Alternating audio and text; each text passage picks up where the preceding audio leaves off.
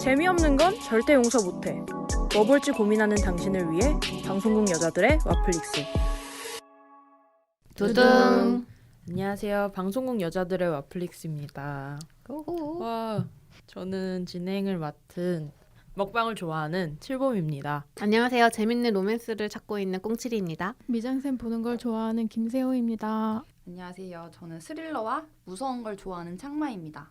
저희가 처음에는 꽁치리를 위한 로맨스 특집, 창마를 위한 스릴러 특집, 세우를 위한 미장센 특집을 했는데 오늘은 그 마지막 대미를 장식할 칠봄을 위한 먹방 특집입니다. 그래서 음식이 거의 주연급으로 등장하는 그런 영화 드라마를 여러분께 추천을 해드리려고 합니다. 각자 어떤 음식을 가지고 왔는지. 전 되게 많아요. 꿀, 견과류, 아보카도, 물. 디저트류예요? 아니요? 그냥 식품, 식재료. 식재료. 마늘도 있다. 어... 다양합니다. 아니 되게 많아요. 뭐 슈퍼가 나오나? 그렇군요. 뭐 꽁치린 뭐 나오나요? 라면이요. 라면이요? 네. 몸이 라면? 알겠고요. 바로 지금 예상하신 분들이 네, 있을 것 같아요. 라면 하면은 바로 떠오르는 거 그건데. 그렇다면 제가 잘 골라왔다는 거죠. 네, 뻔한 거 골라온 거 아닌가요? 아니죠. 그렇고요. 저는 카페 음식들, 디저트요? 카페에 파는 뭐 디저트도 있고 커피도 있고 뭐 그렇습니다. 저는 호텔 레스토랑 요리를 오, 맛있겠다. 가지고 왔습니다. 순서를 어떻게 해야 될까요? 커피 먹고 라면 먹고 아니, 라면 먹고 라면 커피 먹고 먹어야 라면 먹고 먹어야지. 커피 먹고 저녁에 레스토랑 아, 하나. 레스토랑 가고. 네, 그러면은 우리 언제부터 이렇게 이야기를 만들고 어떤 서사가 있어. 스토리텔링을. 그래서 지금 그 정리하자면은 식재료 한번 가보고 라면 먹고 커피 먹고 저녁에 호텔 레스토랑 가는 걸로. 아, 그럼 너무 행복한 하루다. 네, 제가 행복이라고 얘기는 했지만 저는 약간의 죄책감을 유발할 수도 있는 컨텐츠인데요. 왜? 죄책감? 네. 이게 뷔페의 맛이라는 다큐 시리즈를 제가 들고 왔거든요. 포스터 이게- 봤어요. 네. 넷플릭스 다큐멘터리고 넷플릭스가 이러한 죄책감을 유발하는 맞아. 다큐가 굉장히 많아요. 그러니까 환경 죄책감이라고는 음식 이런 거. 하지만 나의 시야를 조금 이렇게 넓혀줄 수 있는 뷔페가 그 식재료가 뷔페한다는 게 아니라 뭐 정치 이런 게 얽힌 다양한 거예요? 뭐 그런 것이죠. 아까 말씀드렸듯이 우리에게 굉장히 친밀하고 친숙한 그리고 되게 다양한 식재료와 식품들의 유통 체계랑 노동 구조 문제를 되게 좀 자세히 들여다보는 시리즈예요. 우리가 유통 구조나 그 노동 구조가 어떻게 이루어졌는지까지는 모르잖아요. 그냥 소비를 할 뿐이지. 그래서 이게 단순히 이 대량 생산은 나쁘고 뭐 육식도 하면 안 되고 뭐 이런 문제보다는 우리가 잘 몰랐던 과정을 좀 보여주면서 나는 너무 쓰레기고 내 뭐 그런 느낌보다는 이걸 봤으니까 좀 더 윤리적이고 좀 더 생각을 하면서 소비할 수 있는 다큐 시리즈인 것 같아요. 그러니까 저도 다 본 건 아니에요. 다 본 건 아니고 이제 그때그때 마음이 동할 때 이제 보려고 하는데 흥미로웠던 편 한 2편만 일단 소개를 하려고 하거든요. 그중 하나가 이제 꿀인데 그게 시즌 1의 첫 에피소드예요. 꿀이 가짜 꿀, 진짜 꿀 뭐 논란도 되게 많고 맞아, 그리고 벌 거 뺏은 거고. 막 벌도 줄고 있고 뭐 이런 정도까지는 알고 있는데 다양한 문제와 또는 해결하기 위한 노력들이 있구나라는 걸 알게 돼가지고 꿀을 먹지 말아야 되나 뭐 이런 생각도 하게 되고 어떻게 될지 모르겠어요. 아무튼 벌이 멸종 상태라고 하잖아요. 심각한 위기라고 하잖아요. 근데 막상 마트에 가면 꿀이 진짜 많아요. 맞아. 오히려 꿀 소비량이 늘어나고 있대요.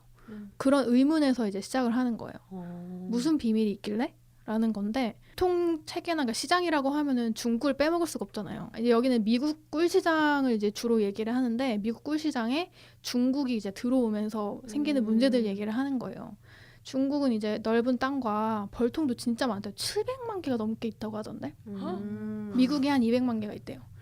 뭐 잽이 안 되는 거죠. 근데 그 양에 또 뭘 섞어가지고 완전 저품질의 꿀을 미친 가격으로 이제 수출을 하는 거예요. 아주 낮은 가격으로. 그렇죠. 아예 시장이 흔들릴 정도로. 수입을 하면서 검사를 막 해. 그러면 또 감별할 수 있는 방법을 돌파하면서 통과를 지키는 거예요. 짝퉁도 계속 만들고 그러니까. 하는 것처럼. 그렇게 하면은 또 검사를 좀 더 이렇게 자세하게 한다거나 더 깊게 뭐 해가지고 또 걸러내. 그러면 또 통과해.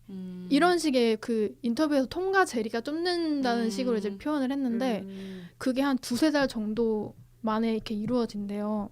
저품질을 다 걸러내면은 한 2-3달 있다가 저품질이 없어진대. 근데 그게 없어지는 게 아니라 그냥 통과한 거야. 둔갑을 한 거네. 근데 그럼 뭘 섞는데요? 중국 같은 경우는 쌀로 만든 당, 시럽 이런 거를 섞는다고 하는데 뭐 옥수수 당을 섞기도 올리고당 하고 이런 걸 섞는 그렇죠. 거구나. 근데 그러면 아예 몸에 뭐 안 좋거나 이런 건 아니지 않아요? 그러니까 이게 속이는 거잖아요. 꿀이 아. 아닌 거잖아요. 그래서 진짜 꿀 되게 만들기 힘든 건데 비싸기도 한 식품이고 근데 그걸 시장 가격까지 파괴를 하면서 파는 게 식품 사기에 가까우니까 그리고 하도 이제 중국 꿀에 대한 믿음이 없으니까 나라를 또 약간 그 속여가지고 원산지나 그렇죠. 이런 거를 이게 중국 꿀 아니고 다른 나라 꿀이야 이런 식으로 하는데 헐. 뒤져보면은 중국산이고 뭐 이런 와, 씨. 그래서 엄청 그 쫓기고 쫓기는 막 그런 게 좀 재미있었고 진짜 정직하게 만들고 있던 영세업자들이 어떻게 이런 사태를 헤쳐나가나 이런 것도 보여줬는데 이것도 되게 재밌었는데 아몬드 만들어내는? 나무가 벌이 있어야만 수분 그러니까 열매를 맺을 수가 있대요.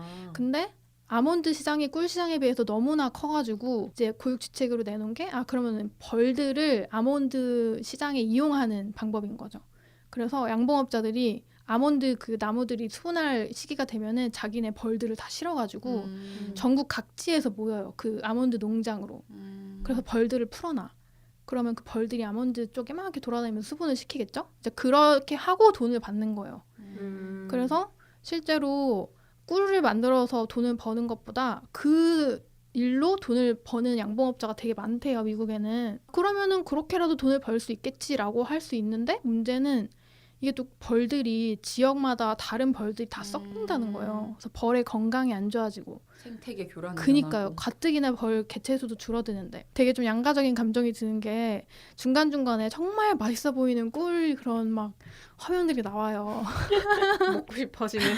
그래서 모든 편이 좀 그런 편이긴 해요. 굉장히 먹고 싶은데 이 정말 먹음직스러운 식품에 가려진 진실 같은 그런 거를 좀 보여주고 있는데 그럼 내가 어떻게 뭘 사야 괜찮은 걸까라는 생각을 좀 하게 만들었고 또 하나 흥미로웠던 거는 생수. 생수는 뭐가 있어?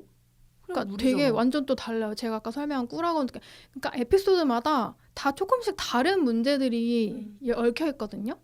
그게 좀 재미있었는데 네슬레를 미친 듯이 까는 에피소드기도 해요. 네슬레가 생수 시장을 엄청 많이 독차지하고 있으니까 이게 물이라는 게 사실 주인이 없잖아요. 공공재잖아요.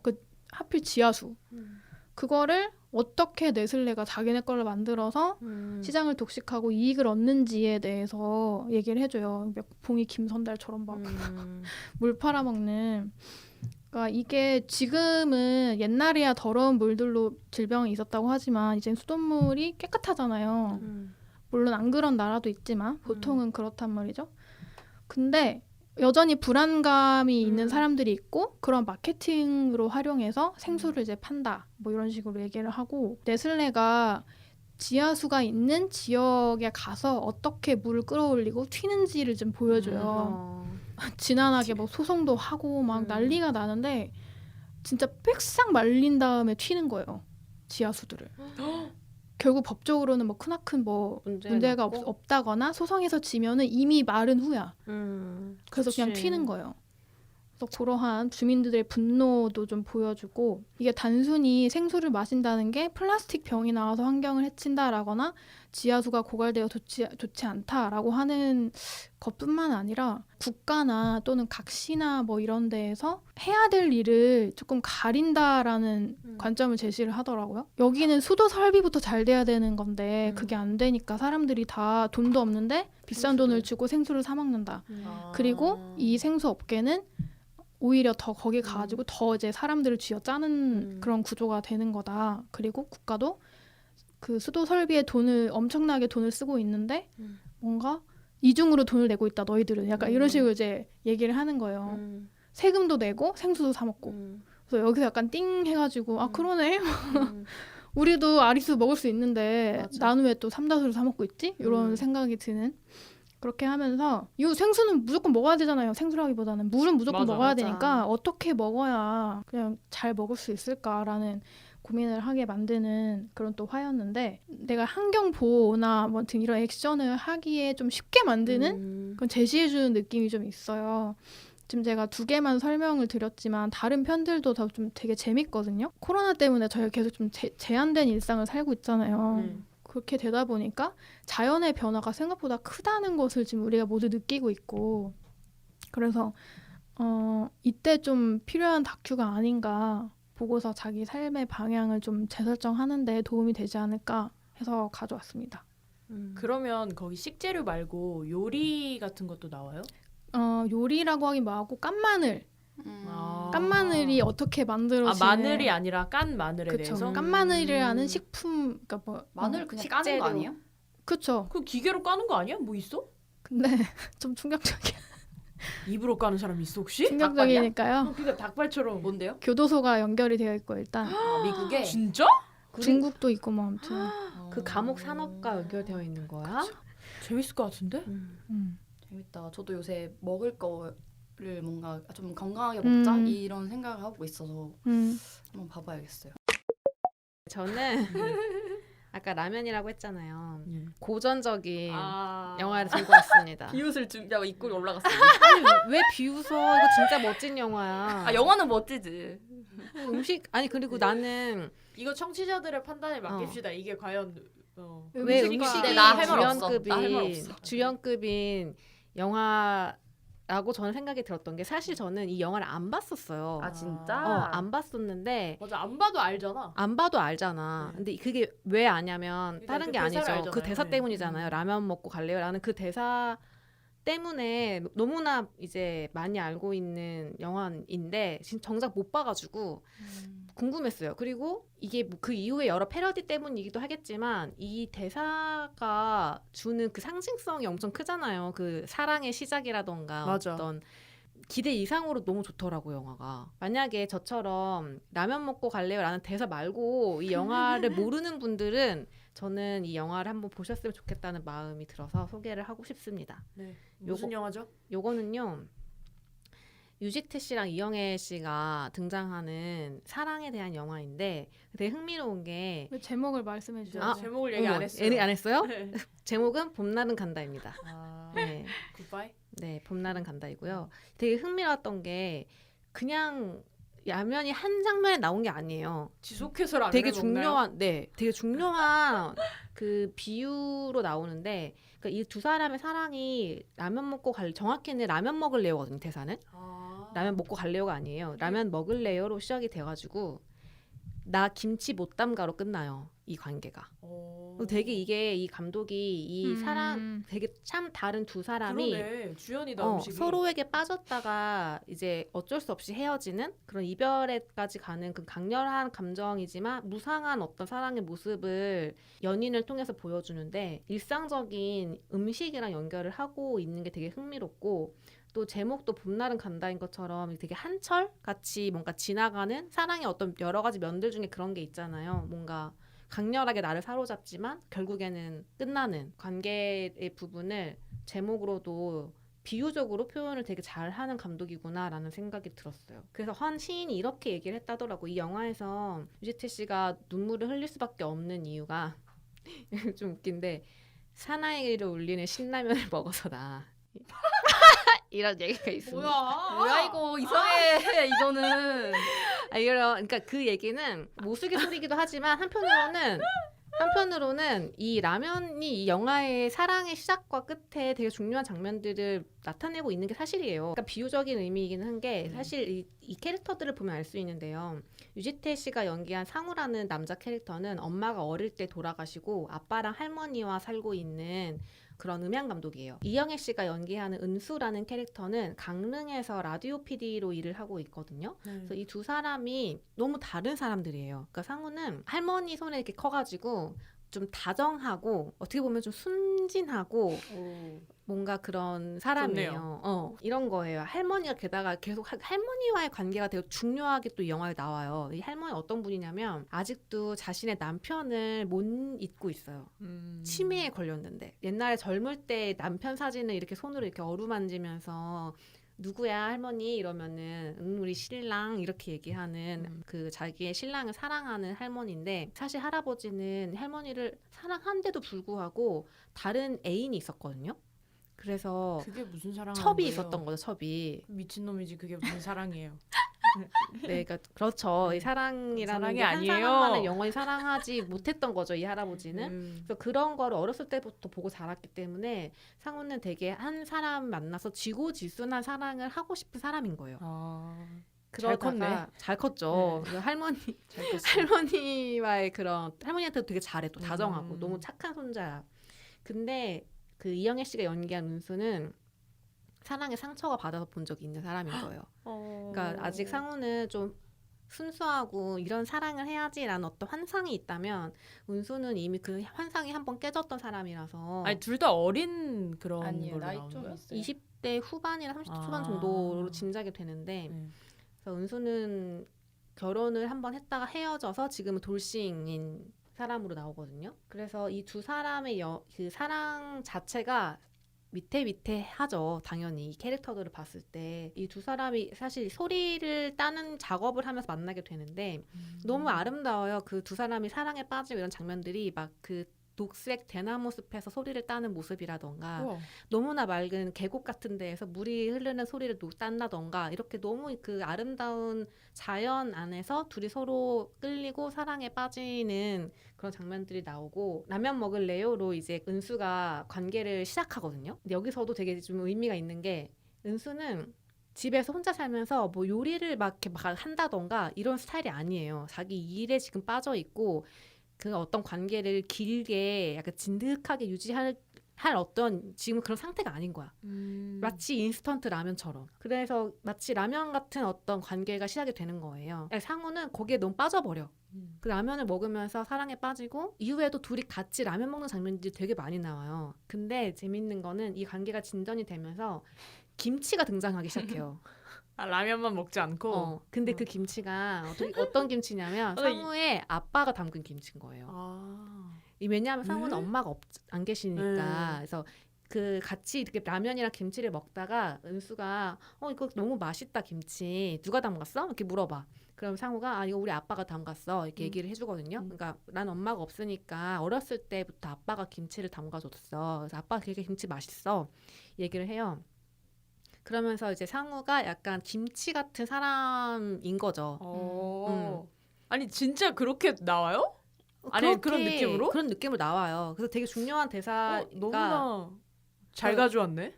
영화를. 잘 가져왔다니까요. 그래서 이게 너무너무 둘이 사랑에 빠졌다가 점점 멀어지는 어떤 순간들이 있잖아요. 연인이라는 게. 근데 이 커플이 그 멀어지는 그 첫 순간이 뭐냐면 같이 밥 먹다가 그 김치 얘기를 하다가 상우가 은수한테 너는 김치 담글 줄 알아? 라고 물어봐요. 그러니까 그 김치 얘기를 하는 중에 아빠가 담갔다고 얘기를 할 때 그냥 물어볼 수 있잖아. 김치 담글 줄 아냐고. 근데 은수가 처음에는 당연히 알지. 내가 못 담글까 봐? 이렇게 받아쳐요. 그래서 상우가 그냥 그렇고 넘어가고 근데 우리 아빠가 사귀는 여자 있으면 한번 집에 데리고 오래 이렇게 얘기를 해요. 그때 바로 치는 말이 나 김치 못 담가. 이렇게 치고 들어가요. 이제 그러면서 이제 보는 사람들 느끼죠. 둘이 뭔가 삐거덕거리겠다 이제부터. 그래서 이 씬부터 이제 막 사랑에 빠졌던 커플이 이제 어떻게 헤어지는지가 나오기 시작하거든요. 라면과 김치라는 비유도 되게 재밌지만 근데 허진호 감독의 거의 약간 최고작이 아닐까라는 생각이 들더라고요. 그 지난주에 우리가 미장센 얘기를 했는데 이 영화 미장센이 너무 좋아요. 맞아요. 너무 감탄하면서 봤어요, 진짜. 약간 그 봄 같은 분위기인가요? 그게 처음 시작이 약간 옷 두껍게 입은 겨울 같은 씬에서 시작을 해요. 그래서 약간 늦겨울? 겨울이 끝나갈 쯤 둘이 만나요. 만나서 한철 같이 사랑하고 여름이 올 때쯤 또 헤어지는 그러니까 그런 어떤 계절감이 있고 또 아까 얘기한 것처럼 소리를 채집하는 활동을 하면서 둘이 가까워지고 사랑에 빠지기 때문에 막 그런 대나무 숲, 뭐 이렇게 흔들리는 갈대, 뭐 계곡 이런 어떤 자연들이 계속 나와서 보는 눈이 너무 즐겁고 뿐만 아니라 이 카메라의 그 앵글들이 다 예뻐요. 화면 그 미장센만으로도 지금 유지태 이 상우의 어떤 감정, 두 사람이 사랑에 빠지는 어떤 감정들이 너무 잘 전달되고 헤어지는 그 과정도 되게 길게 나오거든요. 너무 마음 아파. 김윤아 씨가 부른 그 엔딩곡 봄날은 간다까지 더해지면 맞아. 이 영화가 한편에 진짜 너무 가슴 아픈 진짜 사랑의 어떤 강렬함과 그 무상함을 담은 너무나 훌륭한 한국의 사랑 영화다라는 생각이 들더라고요. 저 봄날은 간다 이거 김윤아 씨가 부른 거 노래방 18번이었는데 아 진짜? 너무 좋아 진짜. 맞아. 지금 들어도 너무 집 좋아. 가면서 다시 한번 들어야겠네. 슬퍼요. 눈물 막 그렁그렁 해줘요. 맞아. 그 유지태가 어디 계곡 같은 데서 붐 들고 조용히 있는 그 장면이 기억에 나거든요. 그게 너무 아름다워요. 진짜 그 장면 어떤 장면이냐면 둘이 너무 사랑하고 있을 때 같이 소리를 따러 간 거예요. 근데 이영애가 그 은수가 조금 멀리 떨어져가지고 정말 나지막하게 콧노래를 이렇게 허밍을 하고 있어. 근데 그 사랑에 빠진 어떤 상우가 이걸 따다가 내가 사랑한 이 은수가 노래 부르는 거를 이렇게 돌려가지고 붐 마이크를 돌려가지고 이렇게 채집하는 장면이거든요. 프로답지 못하네. 두 번 따야 되는데. 두 번 따는 거겠죠. 아유. 그리고 또 유명한 거 있잖아요. 사랑이 어떻게 변하니? 아 맞아. 되게 그게 명 거긴 대사들이 거야? 나와요. 네. 둘이 헤어질 때. 근데 이것도 너무 많이 패러디돼서 저는 더 막 이렇게 애절하게 아니야, 어떻게 아니야. 사랑이 변하니 이럴 줄 알았다. 그게 아니에요. 그런 거 아니더라. 음. 되게 담담하게 나지막하고 말하지. 담담하게 얘기를 하는 대사였어요. 봄날은 간다라는 제목은 되게 슬플 것 같지만 또 마치 계절이 돌아오듯이 새로운 사람을 만나고 이런 어떤 한철이 지나가는 왓챠의 평들을 이제 봤더니 처음 봤을 때는 상우한테 되게 감정이입을 했고 나중에 그런 나이 재미가 들어서 있지. 보면 그렇지. 은수가 굉장히 공감된다라고 하더라고요. 근데 진짜 그럴 것 같아. 내가 만약에 이거를 10대나 맞아. 20대 때 봤으면 무조건 맞아. 상우한테 입했을 건데 맞아. 지금 보니까 저는 은수의 마음이 너무 신경 쓰이고 상우가 더 답답하고 마음이 아프더라. 참 없는 존재 같고 그런 느낌이 음. 있죠. 로맨스 중에 약간 최애 같은 게 우리도 사랑일까랑 블루 발렌타인 약간 이런 거라고 했잖아요. 근데 그런 거랑 비슷한 느낌이었어요. 맞아. 그런 그래서 감성인 너무 것 같아. 좋았어요. 저도 좀 어릴 때 봤었는데. 네. 나이 들어서 보면 더 좋은 로맨스 영화인 것 같아요. 이거. 맞아. 네, 제가 오늘 추천할 영화 제목은 더 테이블입니다. 그 김종관 감독님이 했어요. 김종관 감독님은 예전에 최악의 하루, 네, 그 영화를 연출하신 감독님이고요. 이 영화가 되게 재밌는 거는 와이오먼킬이 한 저택에서 벌어지는 시대에 따른 내용이었잖아요. 더 테이블은 한 카페에서 같은 테이블에서 하루 동안 거기에 앉는 손님들 간의 이야기를 담고 있는 일종의 옴니버스 같은 영화입니다. 그래서 하루 동안이고요. 각 시간대마다 잘 어울리는 그거 이상의 둘의 관계나 각자의 성격이나 이런 것들을 좀 드러내는 음식이라던가 커피가 나와요. 마치 라면과 김치가 비유를 했던 것처럼 여기도 커피의 종류라던가 함께 먹는 음식이라던가 이런 것들이 좀 비유가 되는 거고요. 총 4꼭지로 이야기가 나와요. 그래서 오전 11시, 오후 2시 반, 오후 5시, 그리고 저녁 9시 이렇게 시간대가 나눠져 있고 오전 11시에는 진한 에스프레소와 맥주가 나옵니다. 그래서 여기에는 유명한 연예인이 된 여자와 그 여자의 전 남자친구가 나와요. 그래서 여자는 그래도 연예인이 됐지만 좀 전 남자친구에 대한 애틋한 기억이 있을 거잖아요. 그래서 그런 마음으로 전 남자친구를 약간 설레하며 만났지만 그 남자는 이 여자를 되게 자랑거리로 삼고 싶어 하는 거예요. 친구들 사이에서. 나 걔랑 사귀었었다? 나 걔랑 뭐 연락할 수 있다? 이런 지금 식으로 사귀는 것도 아닌데. 으이그. 했던 거예요. 왜 그래서 깝치세요? 이거를 되게 짱나네. 자기 주변의 친구들한테 인증하고 싶어하는 그런 남자인 거예요. 근데 이 여자는 어쨌든 유명한 연예인이 됐지만 여전히 이 남자에 대한 어떤 전 남친에 대한 애정이라던가 기억이라던가 이런 것들은 있잖아요. 되게 저를 보면서 막 약간 진한 에스프레소를 먹어 정신을 차리거나 아니면 맥주를 들이키고 싶다. 혹은 맥주잔으로 내려치고 싶다. 약간 이런 느낌이 좀 드는 그런 에피소드인 거고 두 번째는 오후 2시 반에는 커피 2잔이랑 초콜릿 케이크가 나와요. 총 4개의 에피소드 중에서 좋아하는 것 중에 하나인데 예전에 원나잇을 했던 남자와 여자가 만나는 거예요. 근데 원나잇을 했는데 원나잇을 하고서 남자가 잠깐 여행을 떠나버리면서 좀 장기로 서로 연락을 잘 안 했죠. 그러다가 이제 여행에서 남자가 돌아오면서 오랜만에 만났는데 서로 만나서 대화를 하는데 그런 거 있잖아요. 엄청 속으로 간을 엄청 보는 거. 그러니까 음. 뭔가 이 사람이 나에게 관심이 있는지 호감이 있는 건지 우리 사이가 지금 지속될 수 있는 건지 근데 자신도 조금 없는 것도 있고 이 사람의 마음이 어떤지 정확히 모르겠고 그래서 그런 막 고민이 있는 상태에서 스스로 대화를 계속 하는 거죠. 근데 그 대화를 보는 게 말맛이 너무 좋은 게 있고 그리고 되게 썸 타기 전에 딱 애매할 때 서로 관찰하는 모습 같은 게 되게 잘 나와요. 그리고 여기서 아까 그 꽁치가 봄날은 간다에서 라면이 나왔잖아요. 근데 여기서는 2010년대에는 파스타 먹고 갈래요가 나와요. 되게 귀여운 오마주네. 장면이라서 너무 뭐 워낙 유명한 대사니까 그래서 이걸 보고 전 영화를 보다 너무 귀여워서 그 부분을 촬영을 했어서 예전에 인스타에 올렸었어요. 너무 그 고민 주저하다가 파스타 먹고 갈래요? 이렇게 대사를 치는 게 있는데 너무 재밌어요. 그래서 여기 초콜릿 케이크 나오잖아요. 그러니까 엄청 달달한 그런 내용이고 세 번째는 오후 5시에 되게 따뜻한 라떼 2잔이 이제 김이 이렇게 나면서 이렇게 놓여져 있어요.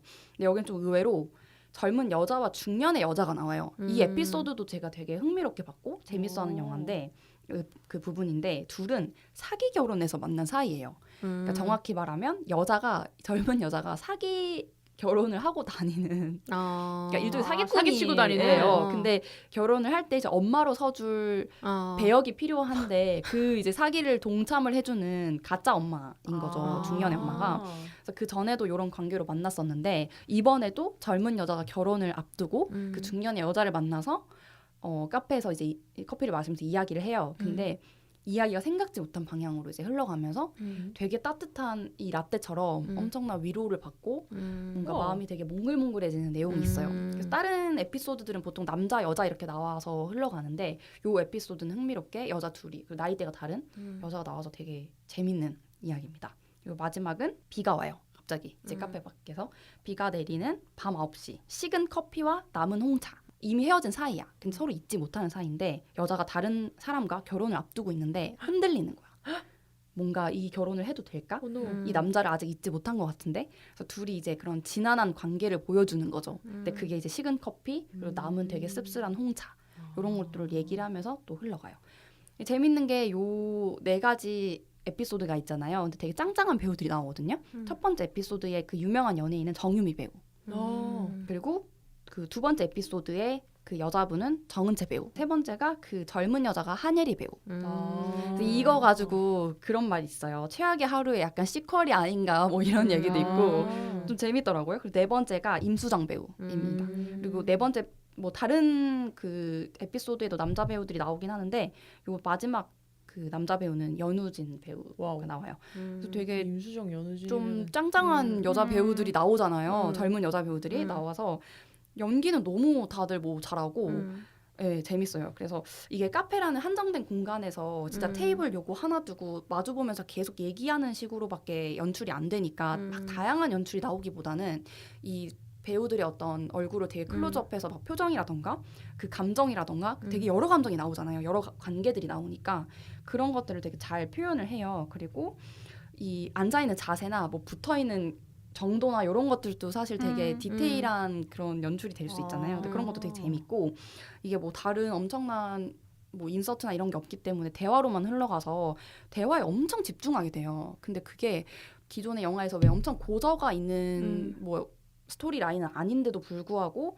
대화에 되게 집중하게 되고 나름의 어떤 말맛이라던가 이런 게 되게 있어요. 그래서 그게 너무 재밌고 특히 저는 아까 말한 것처럼 2번째, 3번째 에피소드를 되게 좋아합니다. 그래서 이 영화를 봤을 때는 카페 안에서 벌어지긴 하는데 가끔씩 배우들이 그 카페 문 밖에서 있는 경우들이 있어요.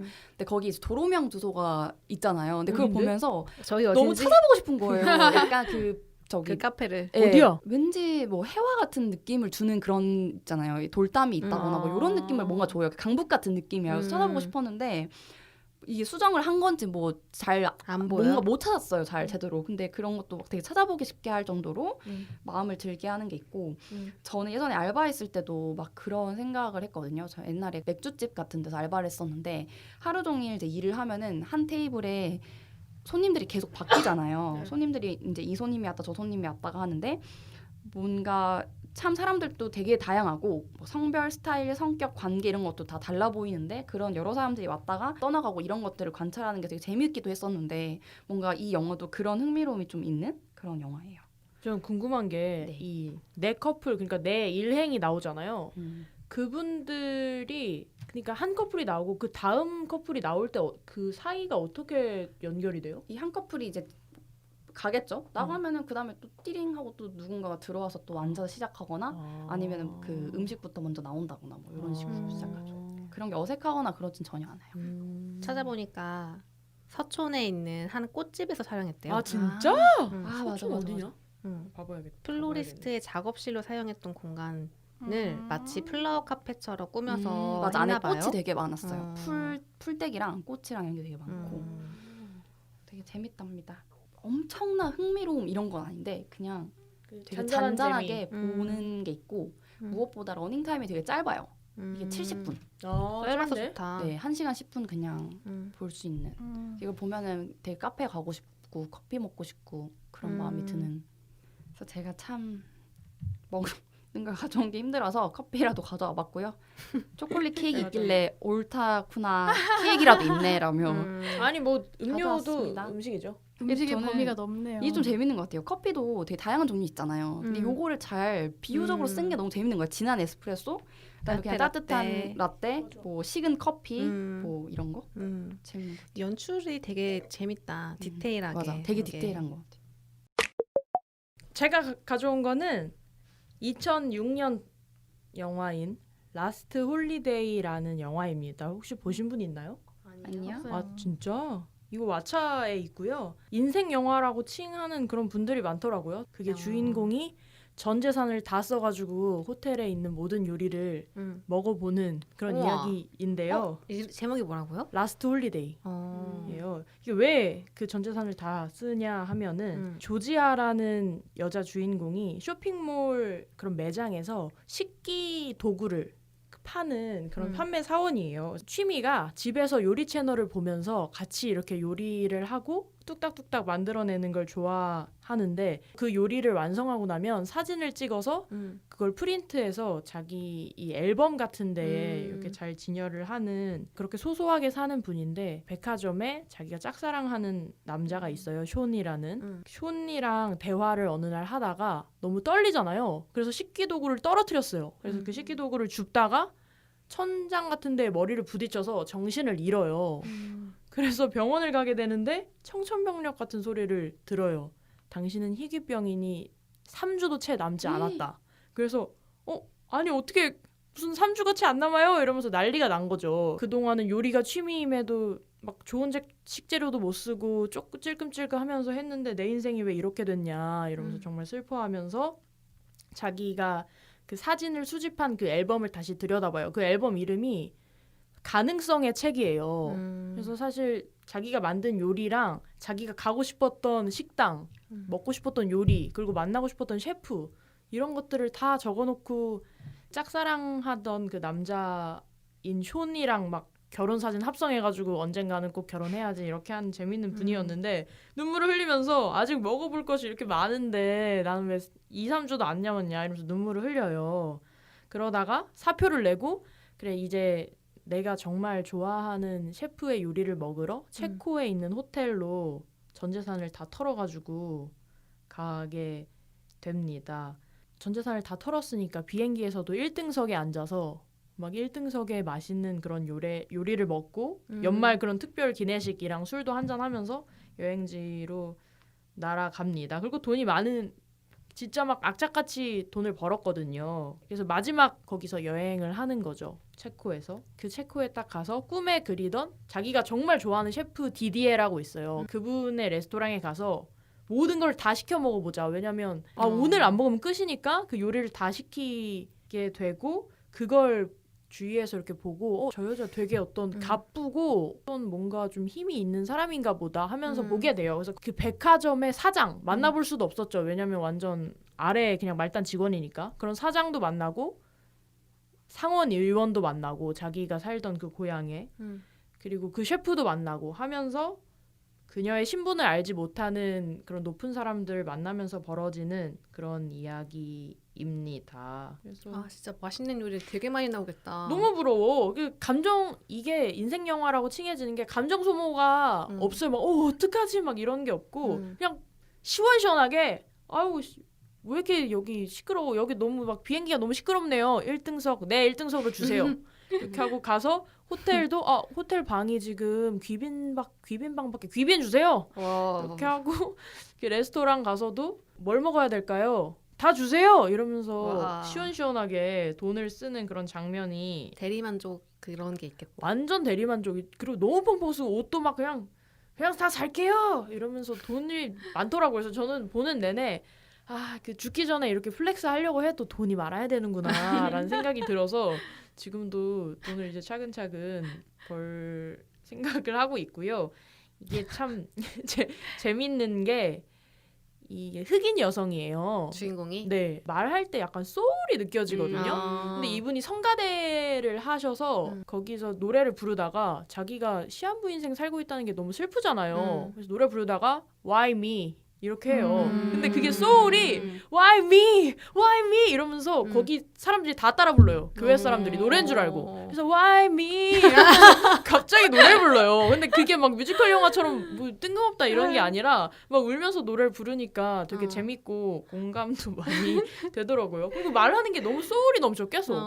그래서 보니까 배우가 킨 라티파던데 웬만한 영화에 꼭 약간 조연으로 다 계시던데. 연기도 엄청 잘하시고 그냥 그 본연의 조지아 같아서 재밌게 봤어요. 앞서서 말했던 그 북 오브 파서빌리티스, 그러니까 그 가능성의 책이 영화 마지막 다 끝나고 현실의 책이라는 이름으로 바뀌거든요. 가능성의 책이 현실의 책으로 바뀌면서 누구는 어디 학교를 갔고 뭐 사장은 어떻게 됐고 상원의원은 어떻게 됐고 그리고 뭐 조지아는 어떻게 됐고 이런 재밌더라고요. 그래서 이게 뭐 그러니까 드리밍 뭐 북 이런 게 아니라 가능성의 책이어서 가능성을 항상 품고 있는 그런 긍정적인 주인공의 이야기예요.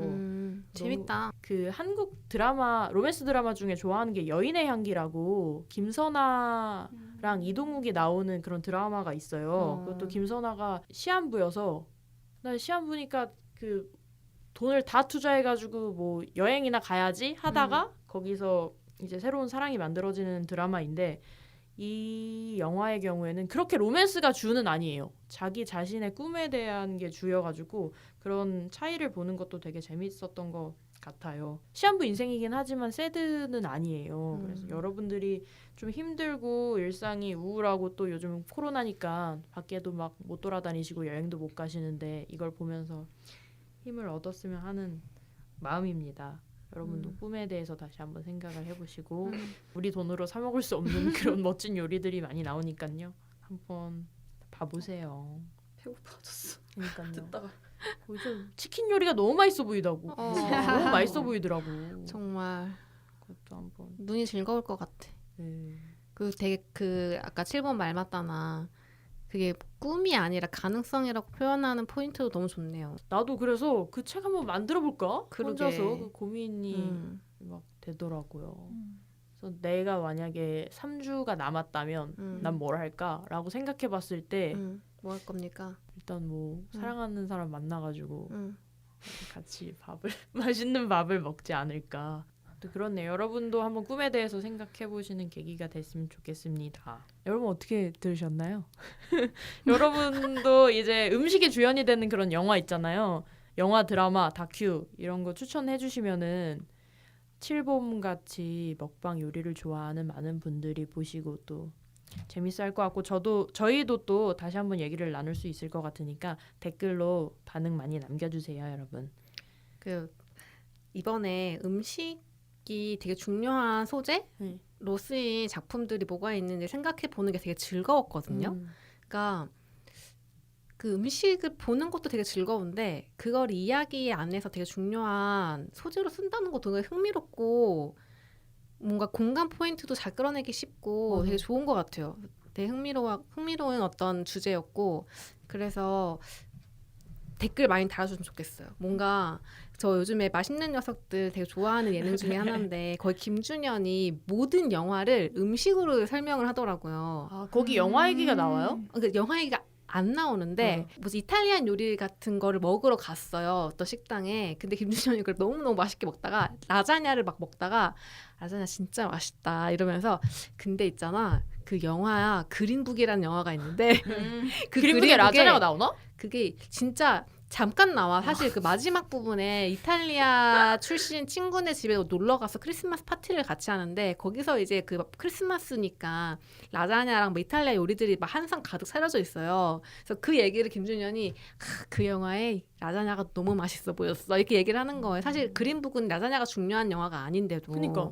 근데 그렇게 얘기를 하는 게 그렇게 스토리텔링을 하면서 그린북에 대한 얘기를 하는 게 되게 멋있어 보였어. 너무 김준현스럽고 전문성이야. 개인마다 뭔가 어떤 컨텐츠를 볼 때 꽂히는 무언가가 있다는 건 되게 재밌는 일인 것 같다는 생각이 들어가지고 맞아. 저도 적극적으로 이제 김준현 같은 자세로 이제 종목 되게 콘텐츠를, 재밌어 보였어요. 네, 보도록 하겠습니다. 맞아. 그런 거 7번도 비슷한 맥락 아니에요? 맞아. 저는 그런 거 보면 그냥 별로 신경 안 쓰고 그냥 넘기는 건데 더 그런 걸 보는 거니까. 그러니까 그래서 되게 재밌는 주제였고 음식이 아니더라도 사람마다 뭔가 그 꽂히는 뭔가가 있을 수 있잖아요. 그런 것들 우리 좀 청취자분들 혹시 그런 게 또 있을지 궁금하기도 하더라고요. 맞아. 앞으로 저희가 짝수화에 뭐 할지 또 맞아. 댓글로 남겨주시면은 뭔가 추천받고 싶은 주제를 알려주시면 맞아. 저희가 그거에 맞춰서 와이오먼 킬도 그래서 했고 그런 맞아. 거 좋을 것 같아요. 많이 해주시면. 좋아요. 여러분 기대하겠습니다. 안녕히 계세요. 하나, 둘, 셋. 두둥.